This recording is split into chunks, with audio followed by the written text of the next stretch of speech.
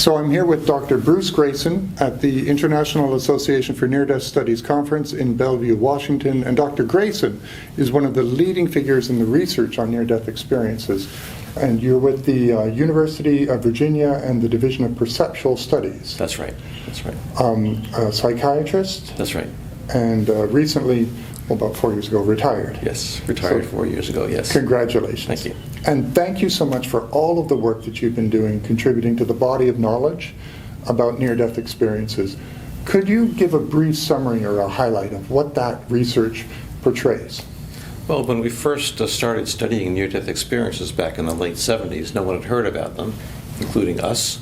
So we were primarily trying to determine what are these experiences, basically. What are the features that go into them?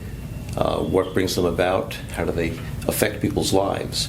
And a lot of the early research was based around that, trying to define what is and isn't a near-death experience. And it turns out to be a very consistent set of features that occur in time after time after time in individuals who not only are pronounced dead, but come close to death or even fear they're going to die. So when you say they don't have to actually die, they come close to death. That's right.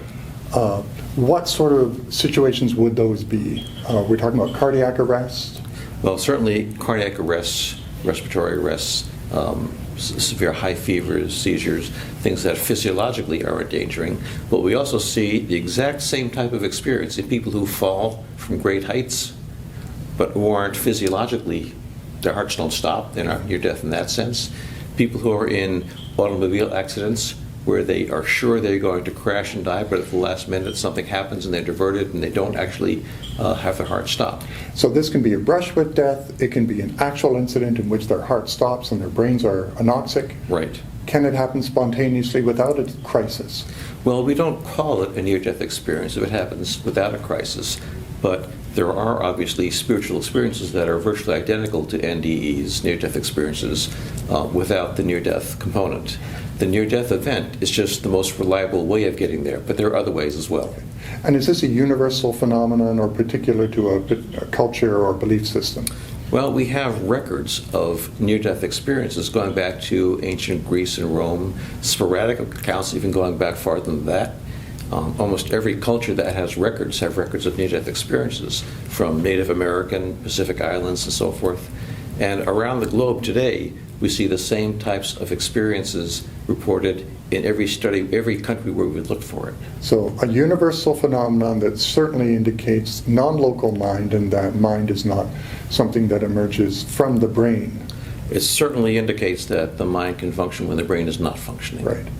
So that, of course, is the wisdom and the hope portrayed by world spiritual traditions. And now science is having investigative methodology and research techniques and able to accumulate actual data.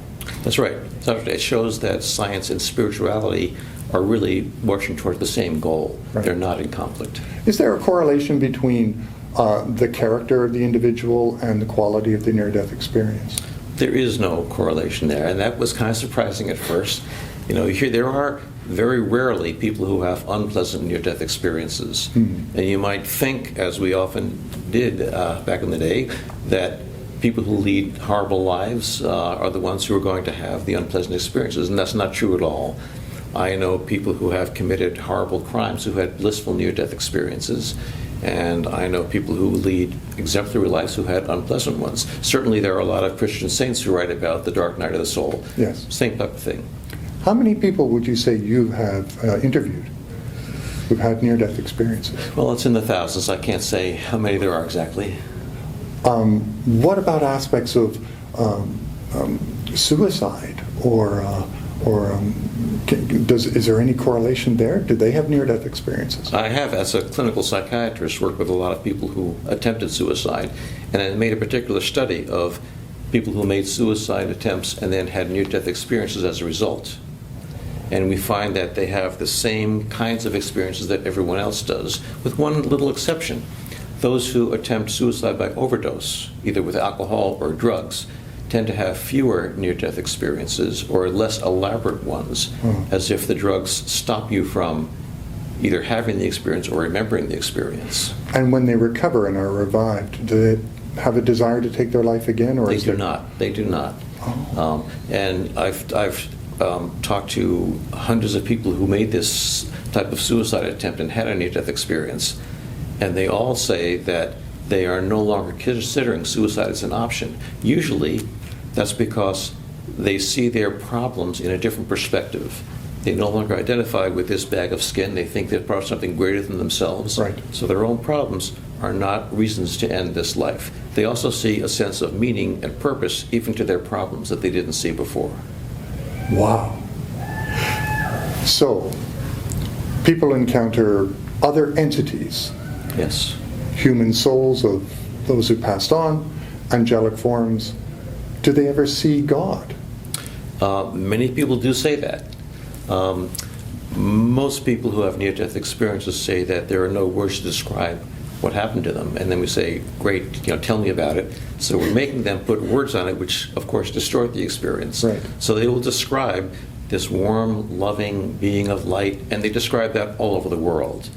Here in North America, people often call that God or Christ or something of a religious nature, whereas in other cultures they may not use those same words, but they'll describe the same phenomenon. Right. Something that gives you grace, that gives you love, unconditional love and acceptance. This is indicating a foundational being or a state of pure consciousness that underlies this reality.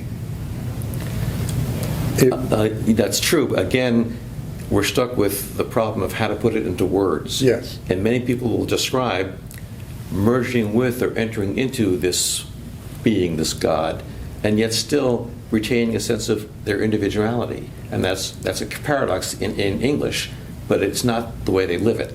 It's not a paradox from them as they're going through it. In some spiritual traditions, there's a sense of a void or a sense in which you disappear into something. Do those show up in near-death experience? They do. Interestingly, the void experiences in Western societies are often experienced as unpleasant, as if they're missing something. Whereas in Eastern cultures, I've talked to people who were brought up in Hindu society, and they see that as nirvana. That's the ultimate bliss. The infinite darkness is blissful. It's joyous for them. So the experience is going to be framed within the cognitive framework of the Yes. individual. Yes. Cultural, language, everything that would make sense to them. Right. Not the experience itself, but how they understand it and how they describe it. Right. Is based on whatever cultural and personal metaphors they have at their disposal. So this is the ultimate mystery of life and affirms the hope that there's something bigger going on than our materialist perspective that seems to dominate the conversation right. may indicate. Right. Virtually every near-death experience I've talked to, no matter what their experience was like, come away convinced that death is not the end, that consciousness continues after Yes. death. Fascinating, to say the least. Thank you. I encourage you to just Google Dr. Bruce Greyson. You'll see some of the research studies come up. How could we best access those? Are they on Medline in medical journals or... They certainly are on Medline and medical journals. Yeah.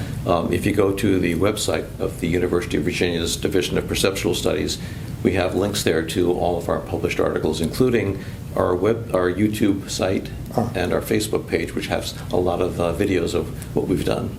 And of course, go to the IANDS.org, the website for this association, and there you're able to access, I think, thousands of Yes. case studies and stories. Thank you so much for chatting with me, and thanks so much for the work that you do. It's been fascinating reading your papers, and it enlivens and animates the conversation, I think, not only within our community, but within faith communities. This is critical and important information to consider. Thanks so much. Thank you, David. Okay.